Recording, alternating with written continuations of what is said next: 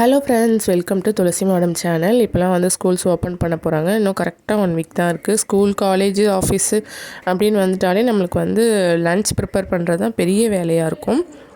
அதுலேயும் பார்த்திங்கன்னா ஒர்க்கிங் உமனாக இருக்கும் அப்படின்னா இந்த 2 மந்த்ஸ் வந்து கொஞ்சம் ஃப்ரீயாக இருந்திருப்போம். இனிமேல் அப்படி இருக்க முடியாது. கரெக்டாக லன்ச்சை தான் ப்ரிப்பேர் பண்ணி, பிரேக்ஃபாஸ்ட் ப்ரிப்பேர் பண்ணி நம்மளும் வந்து ஹரிபரியாக போயிட்டுருக்கணும்.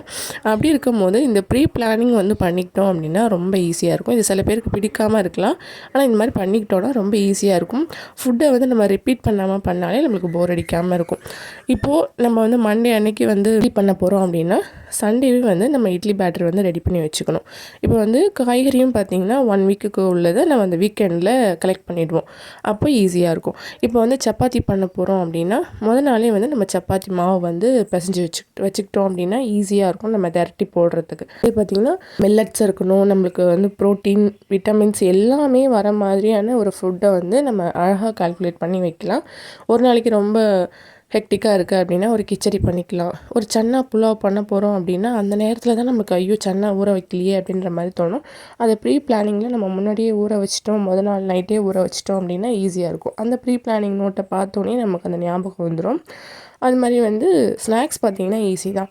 நட்ஸு, ஃப்ரூட்ஸு, சாலடுன்னு ஏதாவது ஒன்று நம்ம சூஸ் பண்ணிக்கலாம். வெரைட்டி ரைஸ் கொடுக்குறோம் அப்படின்னா எக்கு கொடுக்க முடியல அப்படின்னா அதுக்கு பதிலாக காலிஃப்ளவர், பொட்டேட்டோ ஃப்ரை அந்த மாதிரி ப்ரோட்டீன்ஸ் ரிச்சாக உள்ள ஃபுட்டை வந்து நம்ம அதுக்கு சைட் டிஷ்ஷாக வந்து வச்சிடலாம். இப்போ எக்ஸாம்பிள் வந்து கீரை கூட்டு வைக்க போகிறோம் அப்படின்னா நாளே நம்ம வந்து கீரை வாங்கி வச்சுக்கணும். இது வந்து 1 வீக் வெஜிடபிள்ஸில் வந்து அதை கீரையை வந்து கலெக்ட் பண்ணி வைக்க முடியாது. அதனால் பிஃபோர் டே தான் வந்து நம்ம வாங்கணும். ஸோ அதை ஞாபகப்படுத்துகிற மாதிரி நம்ம வந்து வாங்கி வச்சுக்கலாம். இப்போ வீக்கெண்டில் வெஜிடபிள்ஸ்லாம் வந்து தேர்ந்து போயிடும். அப்போ பார்த்திங்கன்னா டொமேட்டோ ரைஸு, எக் ரைஸு அந்த மாதிரி பண்ணி அதுக்கு வந்து ப்ரோட்டீன் ரிச்சாக நம்ம சைட் டிஷ் வச்சு மேட்ச் பண்ணிடலாம். அப்புறம் ஃப்ரைடே ஈவினிங் பார்த்திங்கன்னா வெளியில் போகிறது, சாப்பிட்றது அந்த மாதிரி வந்து பிளான் பண்ணிக்கலாம்.